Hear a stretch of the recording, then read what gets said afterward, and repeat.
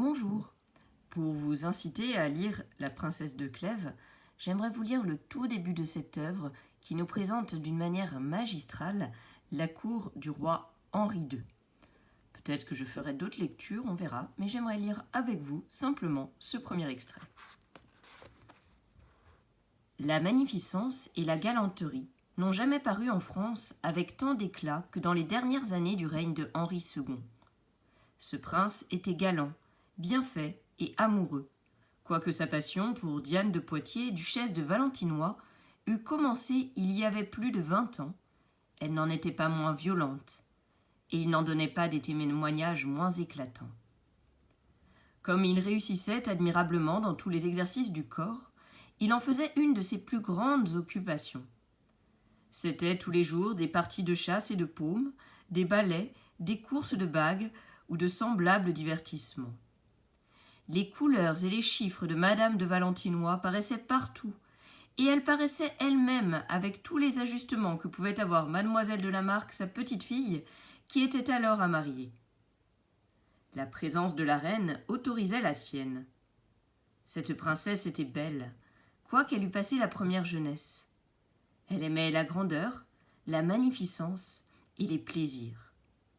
Le roi l'avait épousée lorsqu'il était encore duc d'Orléans, et qu'il avait pour aîné le dauphin, qui mourut à Tournon, prince que sa naissance et ses grandes qualités destinaient à remplir dignement la place du roi François Ier, son père.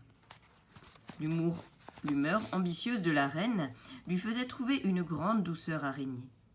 Il semblait qu'elle souffrit sans peine l'attachement du roi pour la duchesse de Valentinois, et elle n'en témoignait aucune jalousie.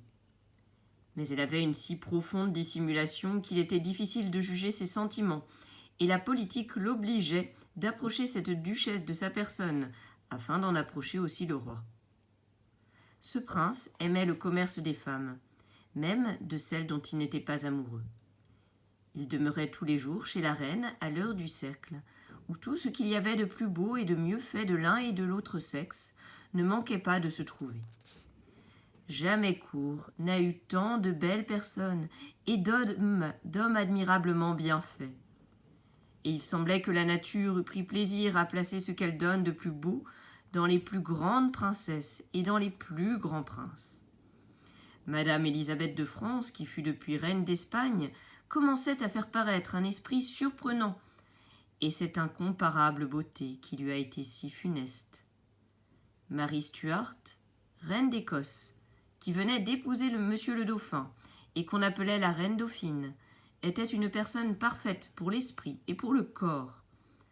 Elle avait été élevée à la cour de France, elle en avait pris toute la politesse, et elle était née avec tant de disposition pour toutes les belles choses, que malgré sa grande jeunesse, elle les aimait et s'y connaissait mieux que personne. La reine, sa belle-mère, et madame, sœur du roi, aimaient aussi les vers, la comédie et la musique. Le goût que le roi François Ier avait eu pour la poésie et pour les lettres régnait encore en France, et le roi, son fils, aimant les exercices du corps, tous les plaisirs étaient à la cour. Mais ce qui rendait cette cour belle et majestueuse était le nombre infini de princes et de grands seigneurs d'un mérite extraordinaire. Ce que je vais nommer était, en des manières différentes, l'ornement et l'admiration de leur siècle. Voilà pour le cadre de l'histoire, une cour où les plaisirs règnent, une cour d'une grande beauté, une cour incomparable au fil des siècles. Bonne lecture, bonne découverte.